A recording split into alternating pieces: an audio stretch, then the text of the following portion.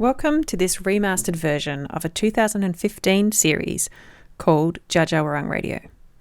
This series was made possible by a community grant from the Mount Alexander Shire Council, created for MAINfm to be aired as short 5 to 10 minute segments to highlight and celebrate local Indigenous culture past and present. The series was shortlisted for the 2016 Reconciliation Victoria Hart Awards. For ease of listening, we've edited them together and have linked episodes by theme rather than representing the order that they were originally broadcast in. So every time you hear the didgeridoo, you'll know it's the beginning or the end of an episode. We hope you enjoy it.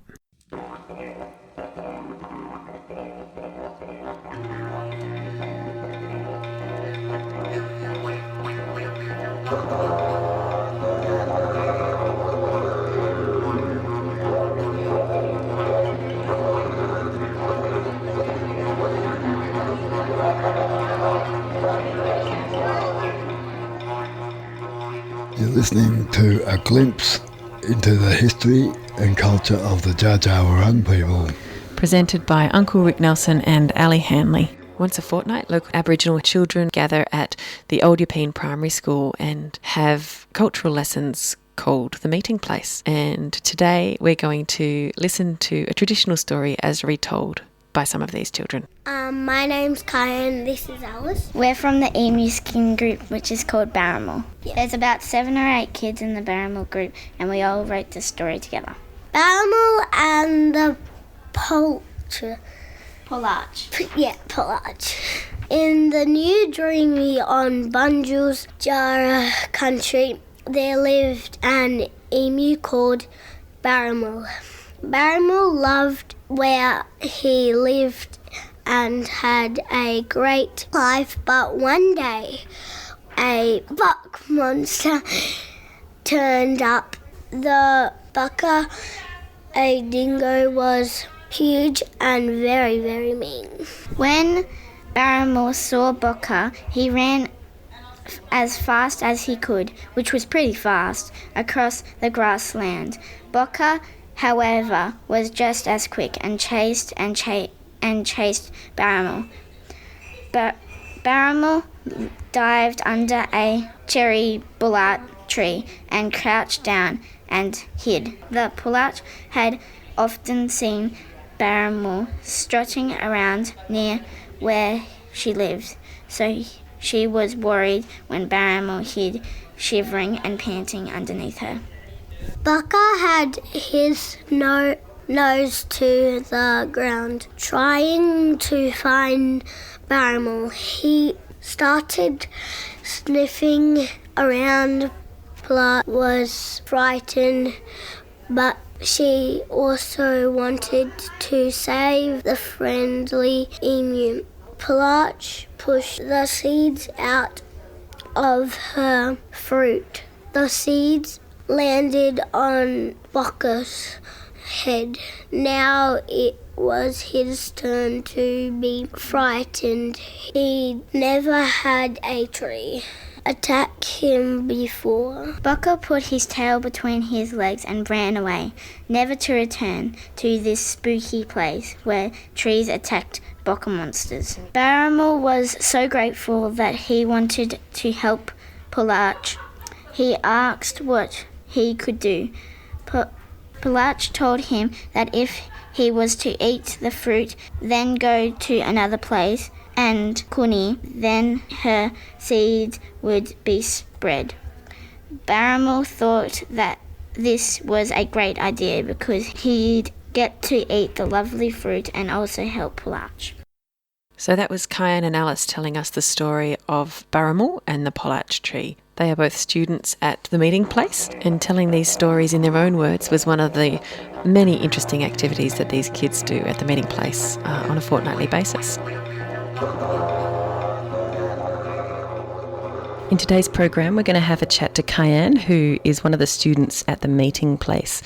She is talking to us with the help of Julie McHale, who facilitates the meeting place and has recently won the Citizen of the Year award from our local council. I'm going to talk about Kahuna.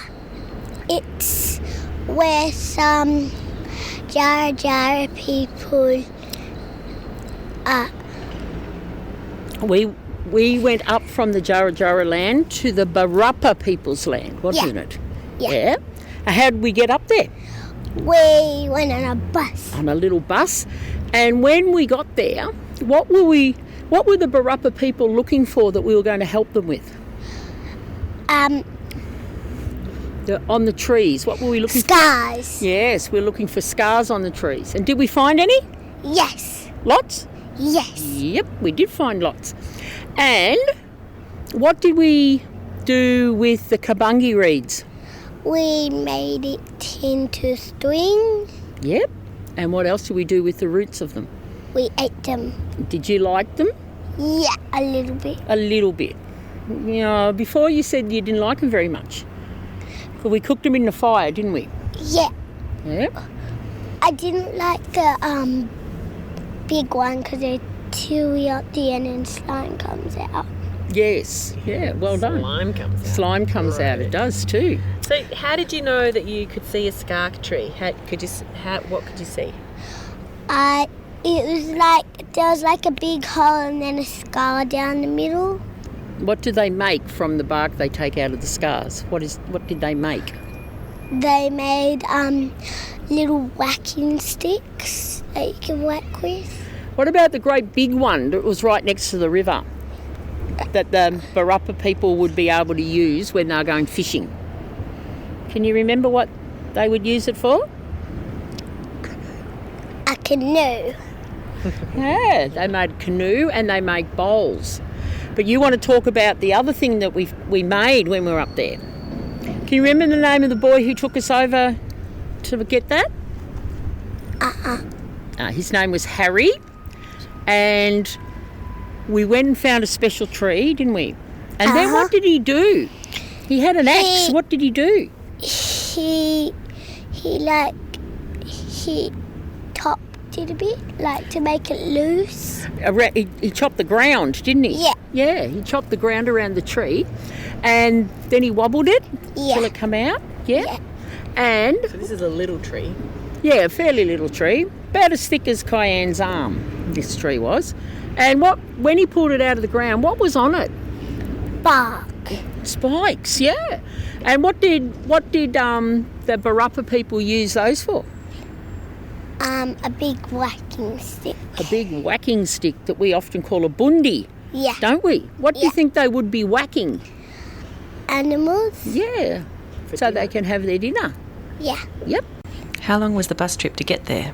It wasn't that long. Well, it kind of was.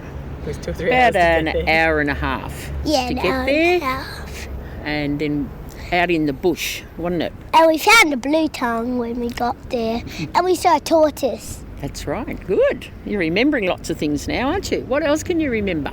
I can remember that I saw little fishies in that river. Yeah, little fish in the river because we were right next to the big Murray River, weren't we? Yeah. Yeah. Near a swamp. Yeah. I saw some little. It was there were some ducks walking at the back. There was too. Some ducks. They might have babies now. What did we do with the blue-tongued lizard? We had a little hold of it, then we let it go. Did too. It was only a little one, wasn't it? Yeah. It wasn't a great big one. And I think its tail was cut off. Yeah, it looked like something had bitten it on the tail. Yeah. Okay, Cayenne, do you have a favourite song at the moment? That's Aboriginal. Black and white fellow. Wait, white fellow. White fella.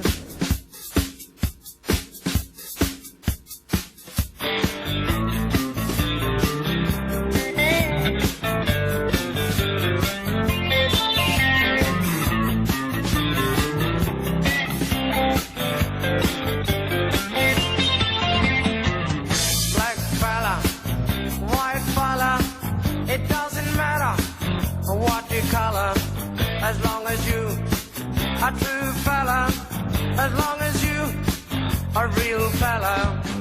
All the people of different races with different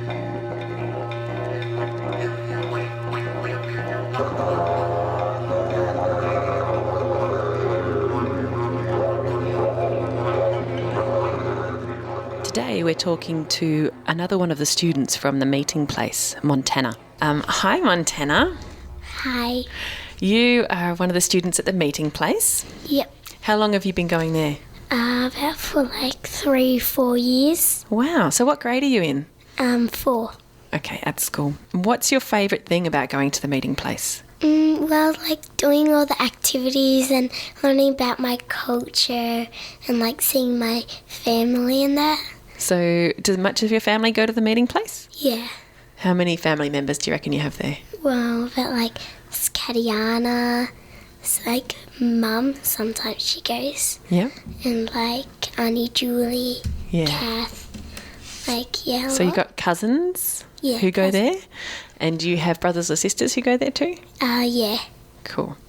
And I know that at the meeting place you have skin groups. Which Yeah. one are you in? I'm in Crow. Crow. And what's the Aboriginal word for crow? Wah. Wah. And do you do activities just with the people who are in your skin group? Yeah. Do you know any stories about Wah? Who's Wah? Was a crow, and there's a story about him how he turned black. He used to be white. Wow, so how did he turn black? Well, one time there was a bushfire, and he landed in the fire, and he turned black from all the ash. What are some of the activities that you really enjoy at the meeting place? What do you do? Well, like there's cooking, and there's like throwing spears, and like there's like these games like emu eggs, but like you don't actually use them, you use pebbles. Anything else you want to say about the meeting place? I just want to say that I love going there to be with all my family and spending time, and yeah. Did you make any new friends from different schools who you didn't know before? I made maybe Shakira and it's probably Tani. I met her at the meeting place. That's how we met. And you're really good friends now? Yeah. That's great. And do you feel like more confident in being Aboriginal since going to the meeting place? Yeah. So what does that mean? Do you ever do stuff at school, or do you do ceremonies or anything like that? No, we don't really do ceremonies at school, and yeah. But at the meeting place, we do about what a ceremony is, and how Uncle Rick sets it up, what kind of plants he uses. Yeah. So when he does a smoking ceremony, it's what plants he uses to make the smoke, that sort of thing. Is that what you mean? Yeah. Yeah, great. All right, well, thanks for talking to me. Yep. My name's Ali, and I've been talking to Montana, one of the students at the meeting place.